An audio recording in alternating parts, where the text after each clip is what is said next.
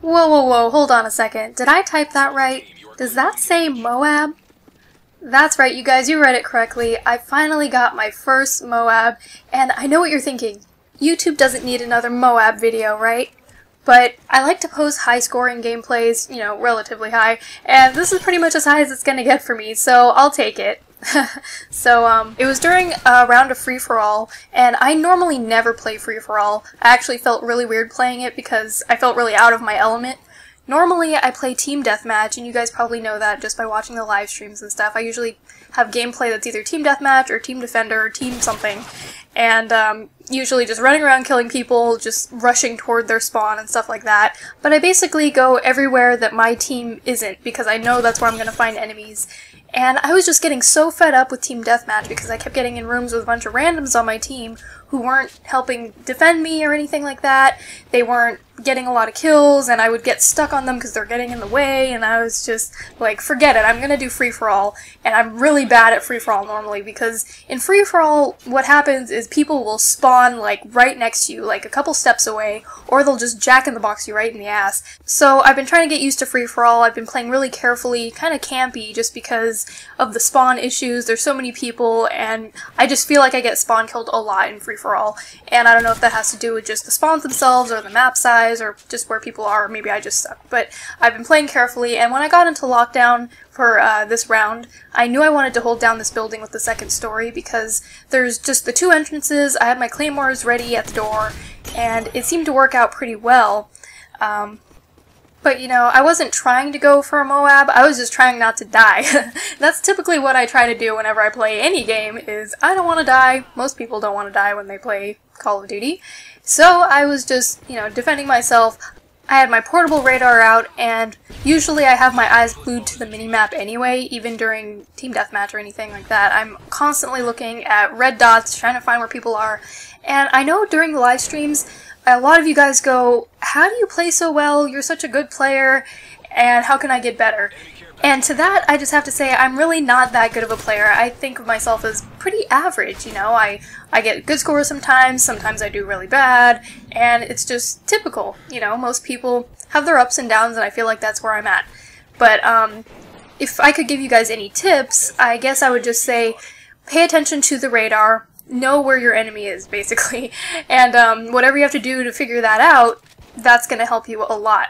And so even in Team Deathmatch and stuff, I'm constantly looking at the radar. I notice some people don't even use it. Like, there will be red dots right by them, and they won't even go over there or deal with it. And sometimes that's actually a smart idea. Like, if you're playing Team Deathmatch, if you're playing any other objective thing, if you know there's a guy and you shoot him, but he doesn't die, he just kind of like runs around the corner, sometimes I don't even deal with it. I just go, forget it, I'm just gonna avoid him, because in those situations, sometimes if I know I can't beat them when we get in a pickle like that, I don't want to die, so I'm just gonna run away from the situation. I remove myself from the whole problem and come around the side, flank them, and kill them some other way instead of going directly at them, because you want to not be so predictable.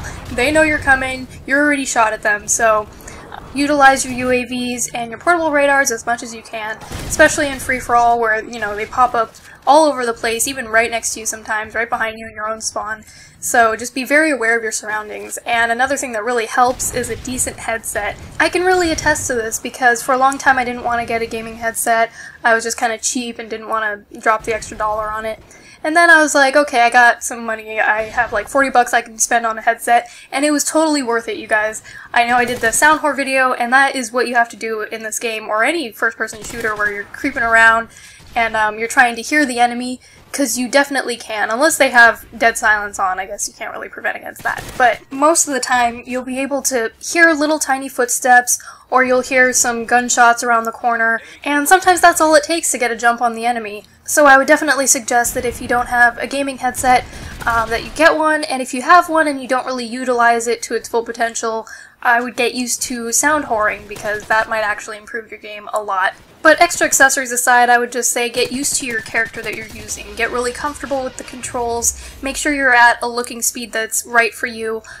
I recently upgraded my looking speed to 7, which I think it says very high on there or something. I used to play on 4, and there's been a huge difference in the quality of my gameplay, because when I see a guy, I'm able to just whip around and kill him with my MP7, and it helps out a lot. So get used to the right kind of speed for you, because maybe you're playing too fast or too slow for what you're supposed to be doing just for your own style of gameplay. And I actually hope they bring back combat training in Black Ops 2 or whatever the next Call of Duty is going to be called, because that really helps, you know, just being able to get used to the guns and get the feel of the game while shooting, you know, a bunch of bots instead of having a really competitive person on the other end just kicking your ass. You know, it's really hard to get used to a game if you're playing against real people who know what they're doing already.